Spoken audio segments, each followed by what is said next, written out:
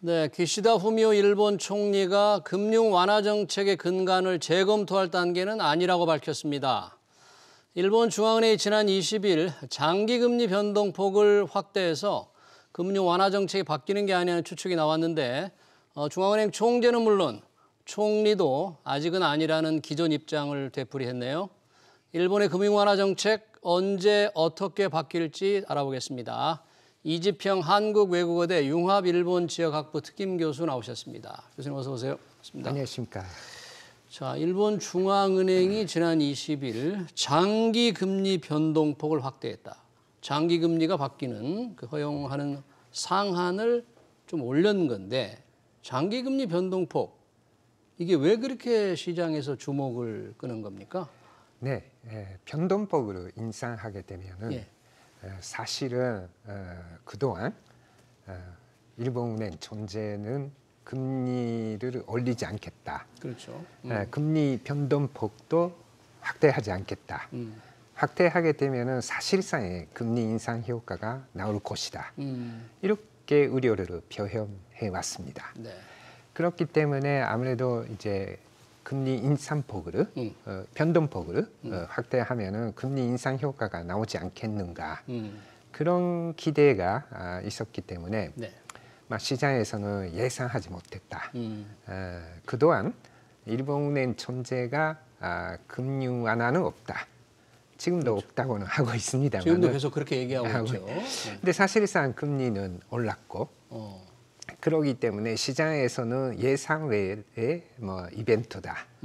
이렇게 받아들여지면서 하루 만에 12월 20일에 엔화가 6엔 정도 한 4% 이상 급등하게 되고 이에 따라서 각 금융 시장에서도 채권 금리가 올라가게 되는 그러한 효과를 보였다고 할 수가 있습니다. 그러니까 장기금리 변동이라는 게 10년짜리 국채를 얘기하는 거잖아요. 네. 기준금리는 0%인데 현재 지난 20일 전까지만 해도 변동폭이 상하로 0.25%였잖아요. 이게 두 배 0.5%로 지금 변동폭이 늘린 건데 그 전에도 상단에 딱 붙어 있었기 때문에 변동폭을 확대하면 결국 금리가 올라간다.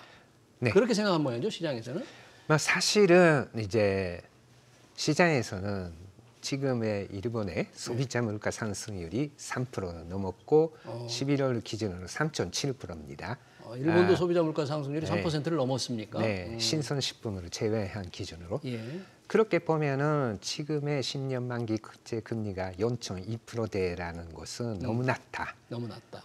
그래서 이제 투기 세력들이 계속 투기를 해서 이제 국채를 매도하는 압력을 가해왔고 그 때문에 이제 일본은행에서는 국채를 매입을 해야 되는 그러한 상황이 벌어졌는데 사실은 이제 금리자 곡선이라는 게 있습니다.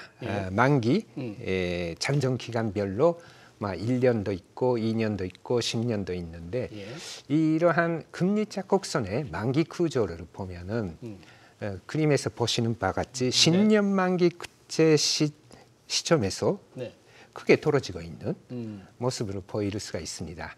비정상적인 모습이라고 할 수가 있죠. 10년 만기에서 큰 차이가 있다. 빨간 선과 검은색 선의 이 차이가 벌어졌다. 그런 12월 19일하고 26일을 비교한 건데 이것을 보면은 10년 만기 국채만 일본은행에서는 매입을 하기 때문에 투기적으로 떨어지고 있는데 다른 만기는 이제 매도가 이루어지면서 떨어지면서 금리가 높은 수준인데 일본은행 입장에서는 이러한 왜곡 구조가 있으면은 결국은 채권 시장의 기능이 마비가 되고 그러면 회사채, 기업의 자금 조달에도 악영향을 줄 수가 있다. 금리가 통제되기 때문에 기업들이 회사채, 장기 회사채를 발행하지 못하기 때문에 그런 거죠?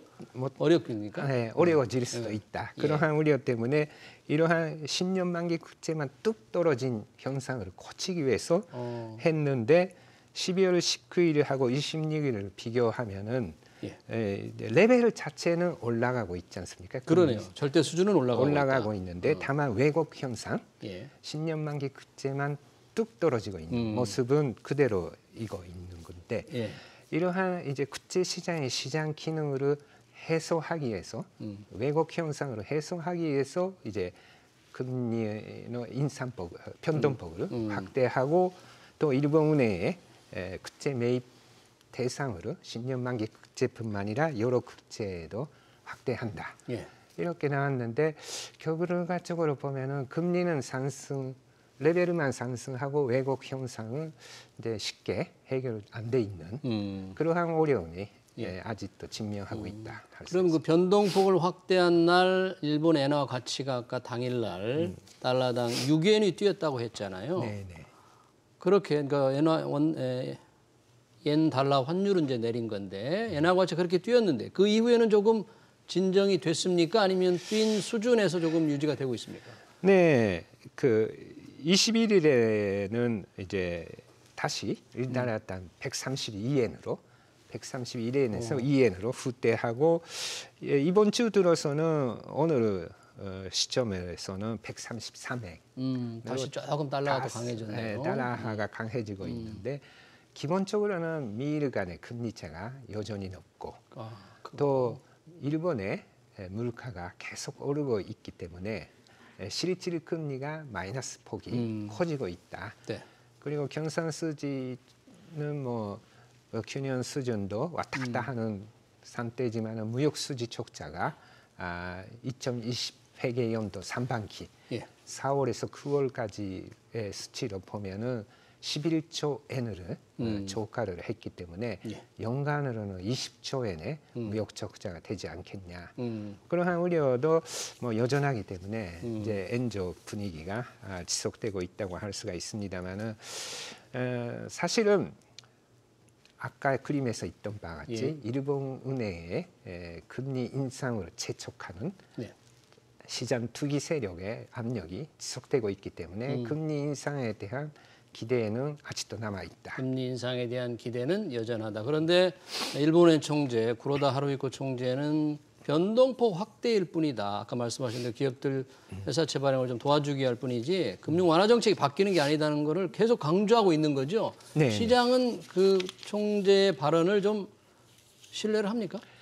뭐 사실은 장기 금리가 10년 만기 국채의 경우에도 0.2%에서 0.4%로 뛰었기 때문에 실질적으로는 금리가 인상되고 오른 거 있고 그리고 그것으로는 좀 부족하기 때문에 계속 물가가 3%, 4%에 육박하는 수준인데 금리가 0.5%다라는 것은 이제 말도 안 된다라는 투기 세력들이 계속 공격을 하고 있고 사실 그러한 투기 세력의 공격에 약간 백기를 든 측면. 투기 세력의 입장에서는 일단 일본 국채 매도해서 이번에 수익을 창출을 한 것이기 때문에 그렇죠. 조금 더 장기 금리가 1%대 정도는 돼야 되지 않겠냐 이런 생각으로 지속적으로 하기 때문에 내년 초에도 그러한 어려운 상황이 지금 말씀하신 대로 투기 세력이 보기에 장기 금리가 한 1% 정도 되려면 이 변동폭을 더 넓혀야 되는데 이 총재가 있는 한 이분이 이제 초금융 완화 정책을 지속해 왔잖아요. 그리고 현재 완화 정책 바뀌는 게 아니다고 강조하니까 그분이 있는 한 변동폭 추가 확대는 어려운 거 아닐까요? 뭐 그렇게도 볼 수도 있고 사실은 일본은행으로서는 좀 어려운 입장이죠. 이제 계속 금리 인상 압력이 채권 매도 압력이 강해지게 되면은 아까처럼 개입을 하게로 인해서 일본의 금융 시장의 왜곡 현상, 마켓 기능이 마비가 되는 그런 것을 들을 수도 없기 때문에 다만 시장의 기대를 코 끌 필요가 있다. 계속 안 올린다 해야 이제 금리 인상에 대한 좀 잡을 수도 있으니까. 다만 그것을 보고 투기 세력들이 이제 언젠가 올릴 것이다. 이런 기대가 있으면은 이제 싸움으로서는 좀 쉽지 않는 일본에서도 이제 어려운 시점에 있다.